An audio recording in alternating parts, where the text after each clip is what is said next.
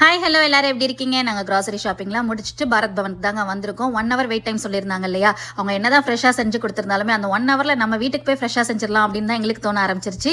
உள்ளே வந்து கேட்டு பார்ப்போம், லேட்டாக ஆகும் அப்படின்னு சொன்னாங்கன்னா அப்படியே கிளம்பிடலாம் அப்படின்னு நினச்சோம். ஆனால் அவைலபிள் இருக்குது அப்படின்ட்டாங்க டேபிள் உடனே. ஸோ அதனால டேபிளை கண்டுபிடிச்சு வந்தாச்சு. ஆம்பியன்ஸ் வேறு லெவலில் இருந்து டேபிளை கண்டுபிடிச்சு வந்த உடனே இந்த குட்டி தள்ளு வண்டியில் அந்த அப்பளப்பூ கொடுத்தது தான் பயங்கர ஹைலைட்டாக இருந்தது. பசங்களுக்கு செம்ம ஹாப்பி.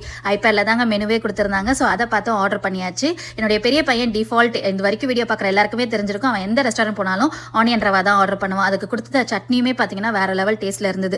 அவனுக்கு ஃபர்ஸ்ட் வந்துருச்சு, எங்களுக்குலாம் வர லேட் ஆனதுனால அந்த அப்பளப்பூவும் சட்னி காம்பினேஷனும் செமையா இருந்துச்சுங்க. அதை தான் சாப்பிட்டுட்டு இருந்தோம். அதுக்கப்புறம் என்னுடைய சின்ன பையன் வந்துட்டு பன்னீர் டிக்கா கேசரியா ஆர்டர் பண்ணியிருந்தான். பயங்கர சாஃப்டா பிரெட் செம்மையா இருந்துச்சு. உள்ள இருக்க ஸ்டஃபிங்குமே ரொம்ப டேஸ்டா கிட்ஸ் ஃப்ரெண்ட்லியாவே இருந்துச்சு. ரொம்ப ஸ்பைசிலாம் இல்லை, ரொம்பவே நல்லா இருந்தது. அதுக்கப்புறம் என் ஹஸ்பண்ட் வந்துட்டு பரோட்டா ஆர்டர் பண்ணியிருந்தாங்க. பரோட்டா பார்க்கறதுக்கு வித்தியாசமா இருந்தது, ஆனால் நல்லா சாஃப்டா இருந்துச்சு. கூட பார்த்தீங்கன்னா அதுக்கு சைட் டிஷ்ஷா பன்னீர் குருமாவும் சோலை மசாலா ரைத்தா கொடுத்துருந்தாங்க. அது கொஞ்சம் நல்லாவே டேஸ்ட்டாக தாங்க இருந்தது. நான் வந்துட்டு வெஜ் ஆம்பூர் பிரியாணி ஆர்டர் பண்ணியிருந்தேன். எனக்கு அந்த அளவுக்கு பிடிக்கல. ஒரு பிரியாணி கொடுக்குற அளவுக்கு பெரிய எஃபெக்ட்லாம் இல்லை, சாதாரணமாக இருந்துச்சு, ரொம்பவே சாதாரணமாக இருந்தது. ஸோ இதெல்லாம் நாங்கள் சாப்பிட்டுட்டு நாங்கள் மிச்சத்தை பேக் பண்ணிட்டோம். நாங்கள் ஆக்சுவலாக லேட்டாக போயிருந்தோம், கொஞ்சம் ஏர்லியாக போயிருந்தோம். எங்களுடைய சிக்னேச்சர் டிஷ்ஷான இந்த ராகி களி எல்லாம் கிடச்சிருக்கும் போல். ஆனால் நாங்கள் போய் அதை ஆர்டர் பண்ணும்போது காலியாயிருச்சு அப்படின்ட்டாங்க.